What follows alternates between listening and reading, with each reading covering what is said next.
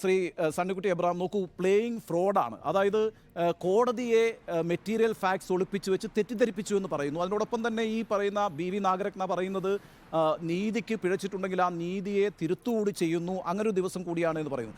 ഈ എല്ലാ സ്ഥലങ്ങളിലും ഫ്രോഡ് കാണിക്കുന്ന ഒരു രീതി ഈ കേസിലുടനീളം കാണാം. അത് ഈ പറയുന്ന പോലീസിൻ്റെ അന്വേഷണത്തിലാണെങ്കിലും ഏജൻസികളുടെ അന്വേഷണത്തിലാണെങ്കിലും കോടതിയിലാണെങ്കിലും ഒക്കെ ഇതെല്ലാം തന്നെ മാനിപ്പുലേറ്റ് ചെയ്യുന്ന ഒരു രീതി ഈ കേസുകളിൽ ഗുജറാത്ത് റൈറ്റ്സിൻ്റെ പൊതുവെയുള്ള എല്ലാ കേസുകളിലും കാണാം. ഈ സമയത്ത് ജുഡീഷ്യറി എന്ന് പറയുന്നതും നമ്മുടെ ഈ പറയുന്ന ഇൻവെസ്റ്റിഗേഷൻ എന്ന് പറയുന്നതും അന്വേഷണവും നിയമം നടപ്പാക്കലും രാജ്യത്ത് അങ്ങേയറ്റം ദുരൂഹമായിരിക്കുന്നു. എപ്പോഴും ഒരു എന്താ പറയുക സംശയത്തിൻ്റെ അവസ്ഥയിലേക്ക്, സംശയിക്കപ്പെടേണ്ട സാഹചര്യത്തിലേക്ക് മാറിയിരിക്കുന്നു. ഇത് എത്രത്തോളം ആശാസ്യകരമായൊരു സാഹചര്യമാണ്, പ്രത്യേകിച്ച് ഇന്നത്തെ കോടതി വിധിയുടെ പശ്ചാത്തലത്തിൽ? കറക്റ്റ് ചെയ്തു എന്നാണ് പറയുന്നത് കോടതി. വാസ്തവത്തിൽ നമുക്കറിയാം, നമ്മൾ പ്രതീക്ഷയോടെ നോക്കിയ ഒന്നായിരുന്നു ജുഡീഷ്യറി കുറേ കാലമായിട്ട്. പക്ഷേ അടുത്ത കാലത്ത് ജുഡീഷ്യറിയുടെ ഭാഗത്തു നിന്നുണ്ടായിട്ടുള്ള ചില സമീപനങ്ങൾ നമ്മളെയൊക്കെ സംശയാലുക്കളാക്കിയിട്ടുണ്ട്. ആ ഒരു പശ്ചാത്തലത്തിൽ ഒരു ചെറിയ രജതരേഖയായിട്ട് ഞാനിതിനെ കാണുകയാണ്.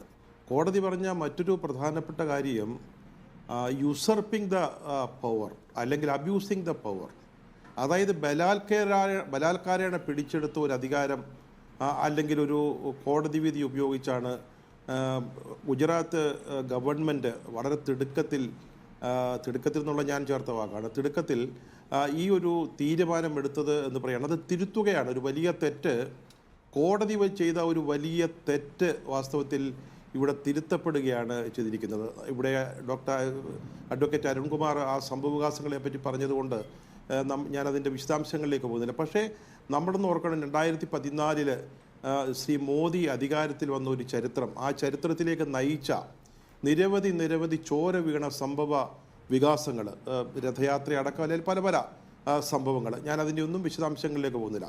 ആ ചോര വീണ ആ വഴികളിലൂടെയാണ്, മനുഷ്യരക്തം വീണ വഴികളിലൂടെയാണ് മോഡി അധികാരത്തിലേക്ക് വന്നത്. ആ ഒരു വഴിയിൽ സംഭവിച്ച ഒന്നായിരുന്നു വാസ്തവത്തിൽ ഇത്.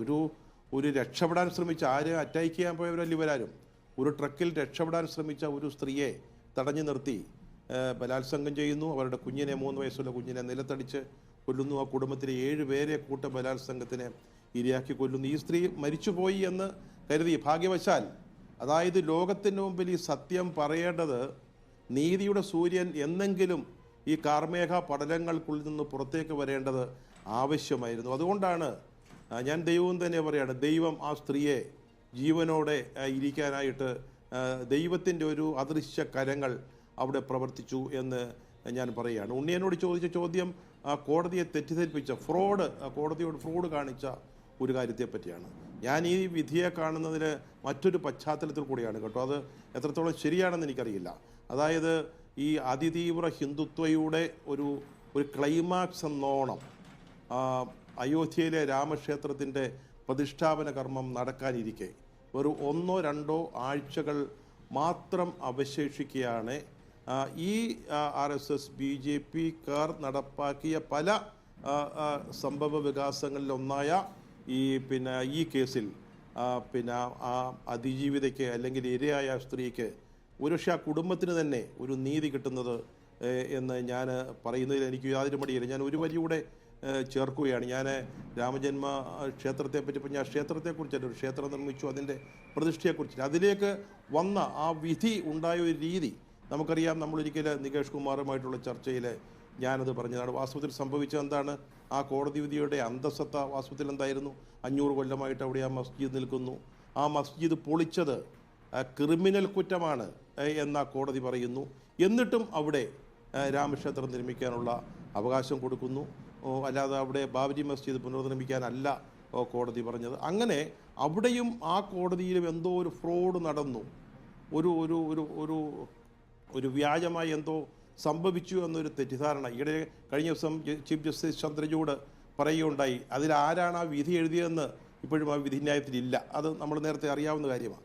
അത് ഞങ്ങൾ ഒന്നിച്ചെടുത്തൊരു തീരുമാനമായിരുന്നു ആ പേര് പറയേണ്ട എന്നുള്ളത് എന്ന് അദ്ദേഹം കഴിഞ്ഞ ദിവസം ഒരു സന്ദർഭത്തിൽ വെളിപ്പെടുത്തുകയുണ്ടായി. അങ്ങനെ വളരെ ദുരൂഹമായ ഒരു സാഹചര്യത്തിൽ ഉണ്ടായ ഒരു വിധിയുടെ അടിസ്ഥാനത്തിൽ നമ്മുടെ മതനിരപേക്ഷ ക്രെഡൻഷ്യൽസിനെ എല്ലാം തകർക്കുന്ന രീതിയിലുള്ള സംഭവവികാസങ്ങൾ ഇവിടെ നടന്നുകൊണ്ടേയിരിക്കുമ്പോൾ പല കോടതികളും അതിന് അനുകൂലമായി നിൽക്കുമ്പോൾ മറ്റ് ഭരണഘടനാ സ്ഥാപനങ്ങളെയെല്ലാം പിന്നെ പരാജയപ്പെടുത്തുമ്പോൾ അല്ലെങ്കിൽ അവരെയൊക്കെ ഇല്ലാതാക്കിക്കൊണ്ടിരിക്കുന്ന സമയത്ത് സുപ്രീം കോടതിയിൽ നിന്ന് ഇതുപോലൊരു വലിയ വിധി, ഞാൻ പറഞ്ഞല്ലോ നീതിയുടെ സൂര്യൻ അത് മറഞ്ഞു പോയിട്ടില്ല എന്ന് തെളിയിക്കുന്ന ഒരു വിധി വന്നത് തീർച്ചയായും സ്വാഗതാർഹമാണ് ശ്രീ സണ്ണിക്കുട്ടി എബ്രഹാം. അങ്ങ് പറഞ്ഞതുപോലെ തന്നെ ഈ നീതിദേവതയുടെ കണ്ണീര് വീണ ദിവസങ്ങളായിരുന്നു അത്.